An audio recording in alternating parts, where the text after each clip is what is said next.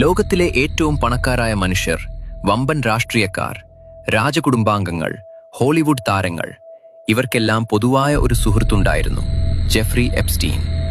പുറമെ നോക്കിയാൽ ശതകോടീശ്വരൻ. പക്ഷേ അയാളുടെ ചിരിക്ക് പിന്നിൽ ലോകം കണ്ട ഏറ്റവും വലിയ വാണിഭ ശൃംഖലയുടെ രഹസ്യങ്ങൾ ഒളിഞ്ഞിരിപ്പുണ്ടായിരുന്നു.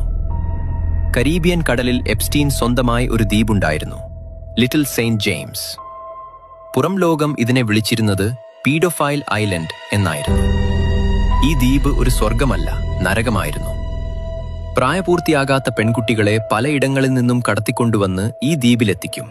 എന്തിനെന്നോ? എപ്സ്റ്റീന്റെ ഉന്നതരായ അതിഥികളെ സന്തോഷിപ്പിക്കാൻ.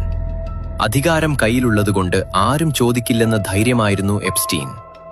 അയാളുടെ വലത് കൈയായി പ്രവർത്തിച്ചത് ഗിസ്ലൈൻ മാക്സ്വെൽ എന്ന സ്ത്രീയായിരുന്നു. പാവപ്പെട്ട പെൺകുട്ടികളെ വിശ്വസിപ്പിച്ച് ഈ നരകത്തിലേക്ക് എത്തിച്ചിരുന്നത് ഇവരായിരുന്നു. പക്ഷേ പാപം എന്നെങ്കിലും പുറത്തു വരുമല്ലോ.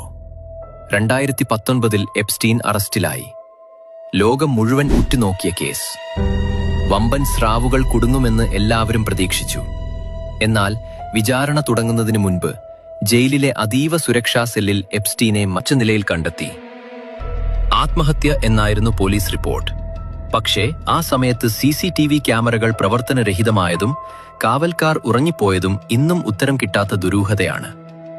അയാളെ കൊന്നതാണ് എന്ന് വിശ്വസിക്കുന്നവർ ഇന്നും ഏറെയാണ്. എപ്സ്റ്റീൻ മരിച്ചെങ്കിലും 2024 കോടതി എപ്സ്റ്റീൻ ഫയലുകൾ പുറത്തുവിട്ടു. ആയിരക്കണക്കിന് പേജുകൾ. അതിൽ ലോകം ബഹുമാനിക്കുന്ന പല പ്രമുഖരുടെയും പേരുകളുണ്ടായിരുന്നു. അമേരിക്കൻ മുൻ പ്രസിഡന്റുമാർ, ബ്രിട്ടീഷ് രാജകുമാരൻ, പ്രശസ്ത ശാസ്ത്രജ്ഞർ, നടന്മാർ.